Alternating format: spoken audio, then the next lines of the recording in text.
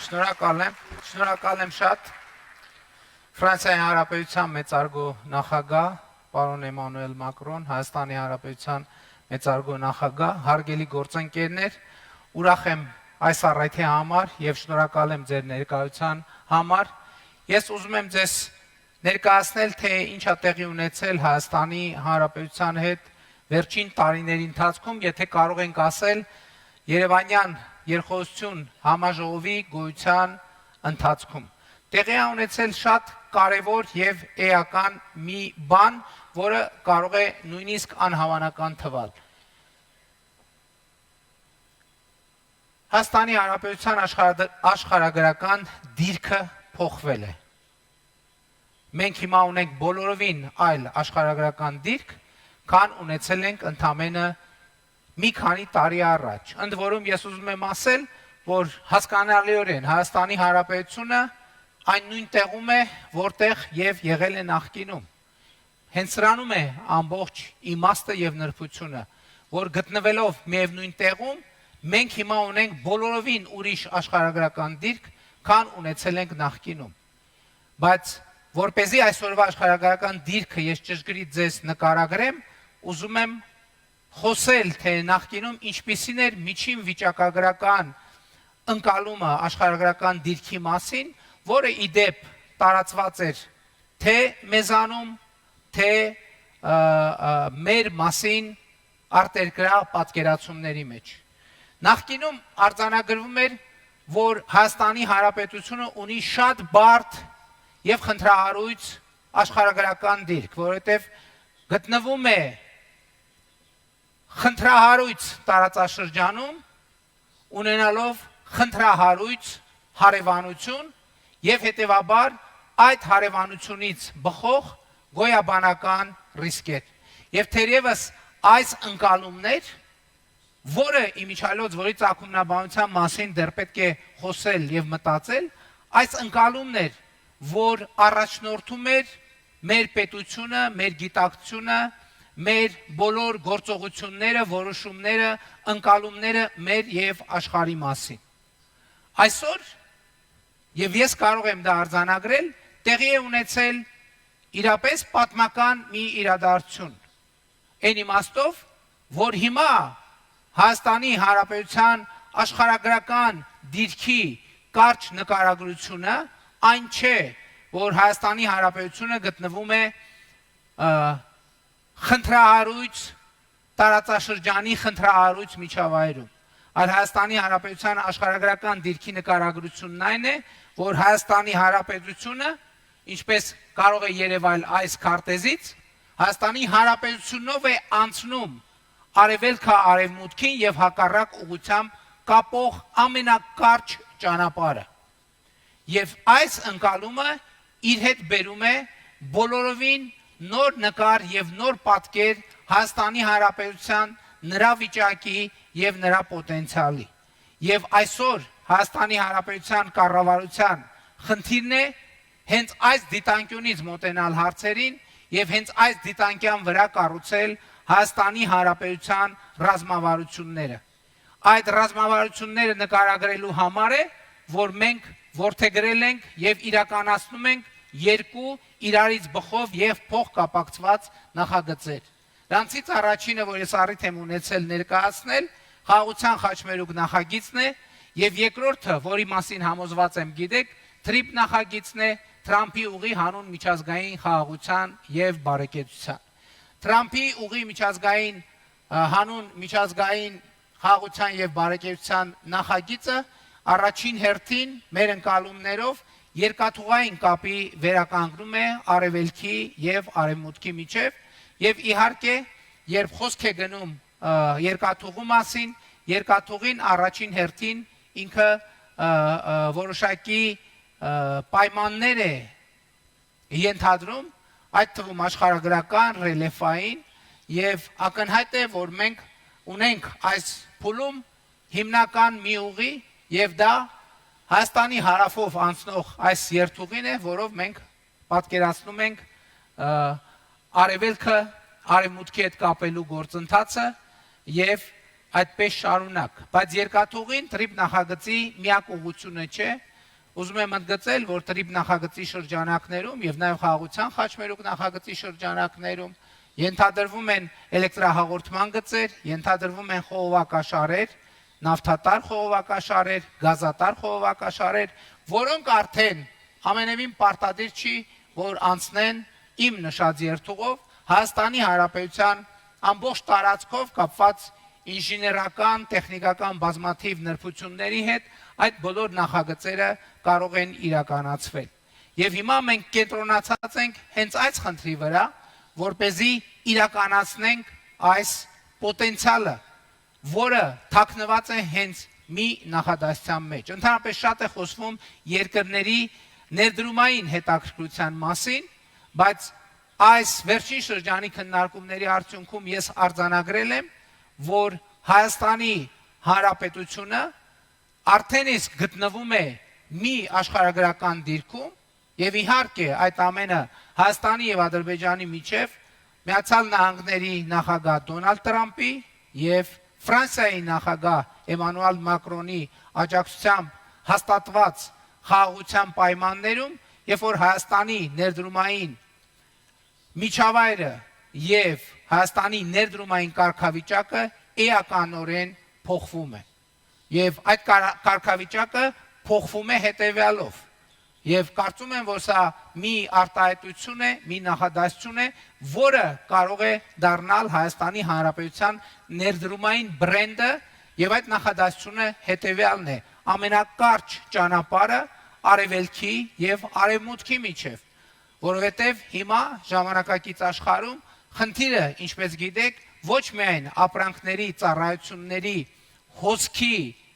ապահովությունն է, այլև այդ տեղափոխման տրանսպորտի արագությունը, իսկ ամենակարճ ճանապարհ նշանակում է ամենաարագ ճանապարհ, եւ մեր խնդիրն է ամենաէժան ճանապարհ եւ ամենաարդյունավետ ճանապարհ, որովհետեւ հիմա նաեւ այս արձանագրումը մենք պետք է անենք, ընկերությունները մրցակցում են այդ թվում ապրանքները մատակարարելու արագությունների վրա եւ նա ով ամենաարագն է, դերևս նաև ամենահաջողակն է, չնայած արագությունը հաջողության միակ գրավականը չէ։ Եվ մեր խնդիրն է իրացնել մեր պոտենցիալը։ Սա շատ կարևոր արձանագրում է։ Մեր իրականության մեջ էական եւ շրջադարձային փոփոխություններ են տեղի ունեցել, որովհետեւ օրինակ, մասնավորապես ընդամենը տարիներ առաջ Հայաստանի Հանրապետությունում Հայաստանի Հանրապետության մասին խոսելով ասվում էր, կարելի էր ասվել, եւ դա մեր ընդհանուր ընկալումն էր, որ Հայաստանի Հանրապետությունը օրինակ էներգետիկ ռեսուրսներ չունեցող երկիր է, եւ դա ճշմարտություն էր, եւ այս արտահայտությունը ցույց էր տալիս Հայաստանի խոցելիությունները էներգետիկ եւ մնացած առումներով, բայց ես ուզում եմ ասել, որ չնայած ոչինչ չի փոխվել Հայաստանի Հանրապետության պարամետրերում։ Հիմա Հայաստանի Հանրապետությունը անսահմանափակ էներգետիկ ռեսուրսներ ունեցող երկիր է։ Սա մեր ժամանակների ամենահետաքրքիր հանգամանքն է, երբ որ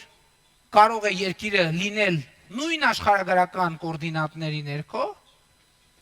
բայց նրա աշխարհագրական դիրքը փոխվել։ Կարող է երկիրը էներգետիկ ռեսուրս չունեցողից վերածվել եւ տրանսֆորմացնել անսահմանափակ էներգետիկ ռեսուրս ունեցող երկրի։ Ոչ, ես ոչ մի գաղտնիք բան չեմ պահում, Հայաստանում նավթի եւ գազի հանքեր չեն հայտնաբերվել եւ Հայաստանի Հանրապետությունը,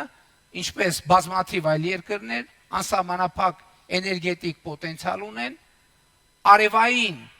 էներգիայի զարգացման բերումով։ Եվ մեր խնդիրն է առաջիկայում կենտրոնանալ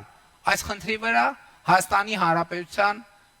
համար ի հայտ եկած անսահմանափակ պոտենցիալը, այդ թվում էներգետիկայի ոլորտի օգտագործելու նպատակով։ Իհարկե ես ասացի, որ Հայաստանի Հանրապետության շուրջ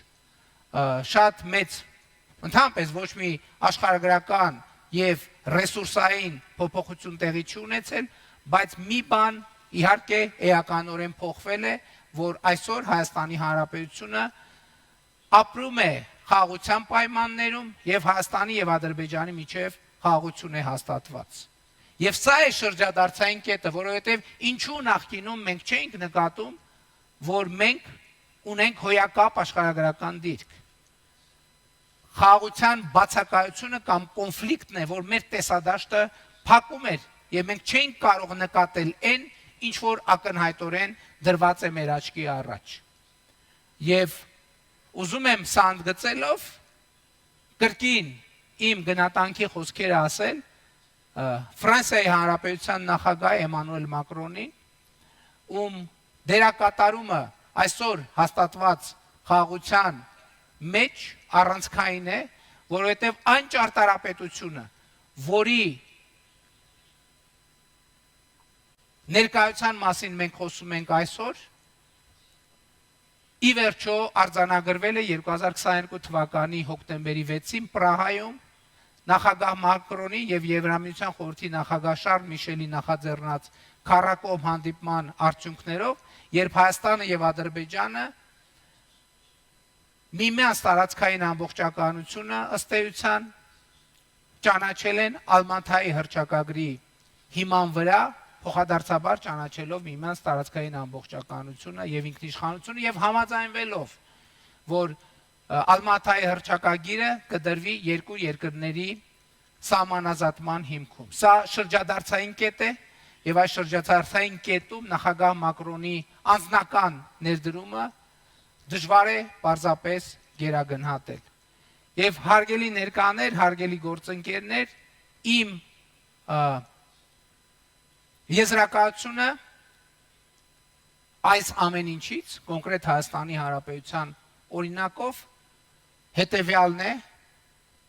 որ թվում է թե ֆիզիկական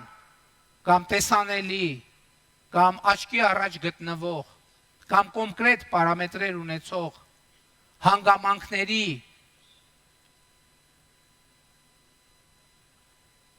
փոփոխությամբ մենք կարող ենք հասնել շատ ավելի մեծ փոփոխությունների, քան ի սկզբանե կարող ենք մտածել։ Եվ այսօր ես ուրախությամբ եմ արձանագրում, որ այս ամեն ինչի բերումով Հայաստանի Հանրապետությունը գոյատևման օրակարգը փոխարինել է զարգացման օրակարգով, որովհետև այն ինչ նախկինում մեզ համար համարվում էր գոյաբանական սպառնալիք, մենք այսօր գտնվում ենք այդ սպառնալիքը, նկատի ունեմ աշխարհագրական դիրքը, բացառիկ առավելության վերածելու ճանապարհին, երբ որ Հայաստանի Հանրապետությունը գրավիչ է ներդրումների համար, այսօր իմիջիայլոց Եվրոպական միությունը ընդունեց հայտարարություն, որով միջազգային ներդրողներին կոչ է անում ներդրումներ անել Հայաստանի Հանրապետությունում։ Եվ սա կարևոր արձանագրում է այն բանի, որ խաղաղությունը Հայաստանի Հանրապետությունում ոչ միայն հաստատված է, այլև ունի միջազգային վստահելիություն եւ միջազգային ինստիտուտները ներդրողներին հրավիրում են Հայաստանի Հանրապետություն այդ ներդրումները իրականացնելու եւ այդ ներդրումները արդեն իսկ ընթացքի մեջ են։ Եվ հետեւաբար մեր օրինակը կարծում եմ շատ կարևոր օրինակ է, թե ինչպես երկիրը առանց նոր հանքեր բացահայտելու կարող է զրո էներգետիկ ռեսուրսով երկրից վերածվել անսահմանափակ էներգետիկ ռեսուրսներ ունեցող երկրի, ինչպես կարող է երկիրը հուսահատ աշխարհագրական դիրքը փոխարինել հուսավառ աշխարհագրական դիրքով, որը ըստ էության առանցքային նշանակություն կունենա երկրի կայունության, խաղաղության, զարգացման եւ անվտանգության համար, որովհետեւ այստեղ կարեւոր է շատ նաեւ անվտանգության գործոնը, այն նախագիծը, որը մենք ներկայացնում ենք եւ որի մասին ես խոսում եմ, հյուսիս, հարավ, արևելք, արևմուտք, հուսալի ճանապարհ դառնալը, այդ թվում անվտանգության հուսալի գործոն է, որովհետեւ երբ որ մենք կդառնանք Եվ մենք այսօր արդեն դառնում ենք այդպիսի երկիր, որը իր տարածաշրջանում, իր միջավայրում, իր հարևանության հետ, որովհետև սա էլ է շատ կարևոր, որովհետև ասել, որ Հայաստանի Հանրապետությունում է անցնում արևելք, արևմուտք, ամենակարճ ճանապարհը, այդ նշանակում է ասել, որ Ադրբեջանով է անցնում արևելք, արևմուտք ամենակարճ ճանապարհը, Թուրքիայով է անցնում արևելք, արևմուտք ամենակարճ ճանապարհը, որովհետև չի կարող արևելք եւ արևմուտք ամենակարճ ճանապարհը անցնել Հայաստանով, բայց չանցնել Ադրբեջանով, անցնել Հայաստանով, բայց չանցնել Թուրքիայով։ Եվ հենց սա է ընկալման փոփոխությունը, որ մենք, ինչպես եւ ընդունված է ասել, մեր երկրի սահմանները տեսնում ենք ոչ միայն եւ ոչ այնքան բաժանարար նշանակությամբ, որովհետեւ սահման այնուամենայնիվ ունի բաժանարար հատկություն, բաժանում է երկրները իրարից, բայց մենք տեսնում ենք սահմանները այդ թվում միացնելու, համախմբելու հատկությամբ, երբ մեր տարածաշրջանի երկրները կկարողանան միմյանց տարածքային ամբողջականությունը, ինքնիշխանությունը, սահմանների անձեռնմխելիությունը եւ իրավազորությունը հարգելով այնպիսի համագործակցություն հաստատել, որ խաղաղությունը ոչ միայն ձեռնտու կլինի բոլորին, այլև խաղաղությունը կենսական կլինի բոլորի համար։ Եվ խաղաղությունը կդառնա այն հիմնական երաշխիքը, որը ապահովում է եւ այդպես էլ կա, ապահովում է ներդրումներ, ապահովում է եկամուտներ, ապահովում է կայունություն եւ խաղաղությունը դառնում է ինքնավերարտադրման գործիք, որովհետեւ խաղաղությունը միշտ լիցքավորվելու անհրաժեշտություն ունի։ Եվ սա ըստ էության մի շրջագիծ է, երբ որ խաղաղությունը բերում է բարեկեցություն, բարեկեցությունը խաղաղություն,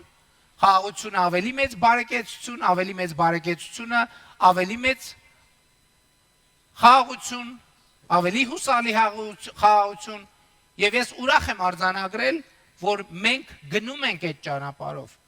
Ոչ մի կասկած չկա, որ մենք գնում ենք այդ ճանապարհով, եւ դա հուսալի ճանապարհ է, եւ դա մի ճանապարհ է, որը մեզ օգնում է, որպեսզի մենք հուսահատ աշխարհագրական դիրքից տեղափոխվենք դեպի հուսալի աշխարհագրական դիրք, աննպաստ աշխարհագրական դիրքից շարժվենք դեպի նպաստավոր աշխարհագրական դիրք եւ միջազգային ու տարածաշրջանային մեկուսացումից տեղափոխվենք դեպի միջազգային եւ տարածաշրջանային ինտեգրացիա եւ համագործակցություն։ Եվ ես ուզում եմ հենց այս ուղերձով ավարտել իմ ելույթը եւ Հայաստանի Հանրապետության բոլոր քաղաքացիներին, առաջին հերթին Հայաստանի Հանրապետության բոլոր քաղաքացիներին շնորհավորել Հայաստանի Հանրապետության աշխարհագրական դիրքի փոփոխության առիթով։ Շնորհակալ եմ շատ։